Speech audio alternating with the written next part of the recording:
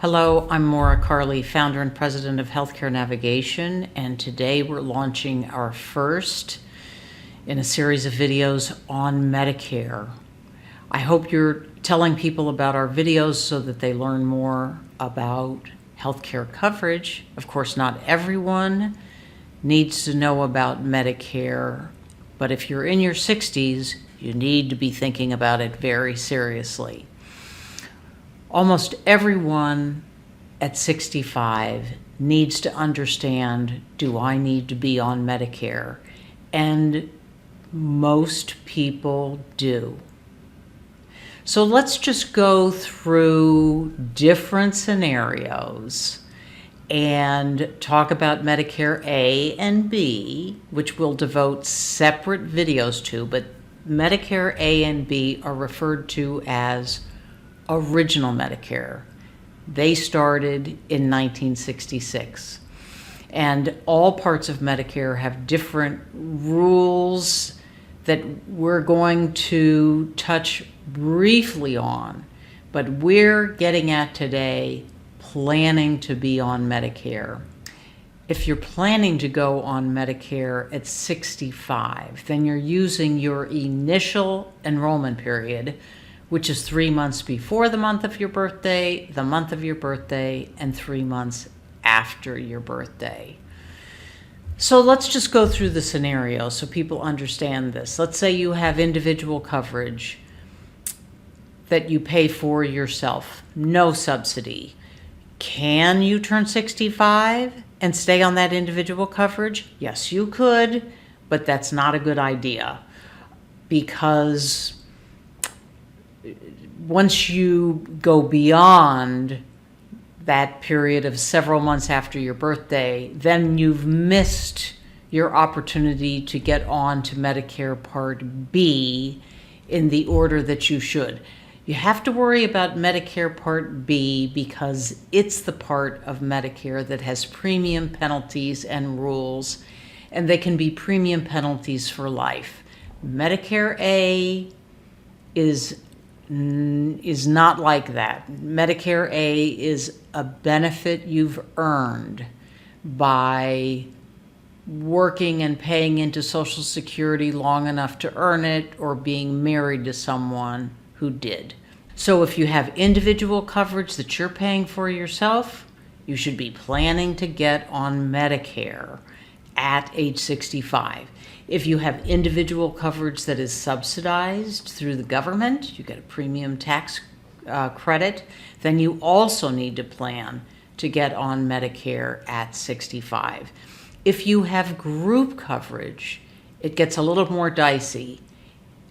If your employer has group coverage and you're an active employee and have group coverage through work or through a spouse's work who is an active employee, and the group is 20 or more employees, then you don't have to go on to Medicare A and B. Your group coverage can continue on. However, you could consider going on A, and many people do, and there are many advantages, because then you have a Medicare number, and it's just a secondary source of coverage that is there, secondary to your group. However, if you're on a group plan that has a health savings account, not a health reimbursement account, a health savings account, then you would not want to consider enrolling in A, because it's an IRS rule that you should not be on Medicare Part A and contribute, or have an employer contribute to a health savings account.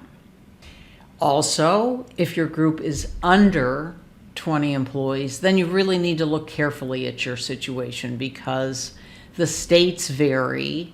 Some states have laws that say you can't discriminate, similar to the laws that exist for people with employer group is 20 or more.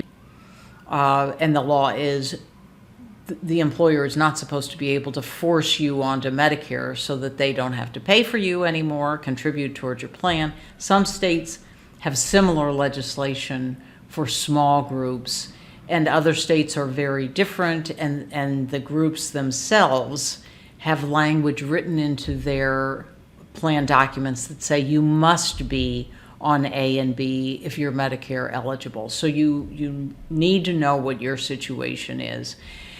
And if you're on Medicaid and you turn 65, you would go on Medicare and you'd be what's called a dually eligible person. Now, for those of you who are thinking you don't ever want to go on Medicare and self-insure, we've already done that video. And the fact is, there's no private industry that wants to insure older people. That's why government programs have stepped in. Once we get older, we use more services, and it's not a market served well except for supplemental types of products or Medicare Advantage plans where Medicare itself is paying for most of the benefits.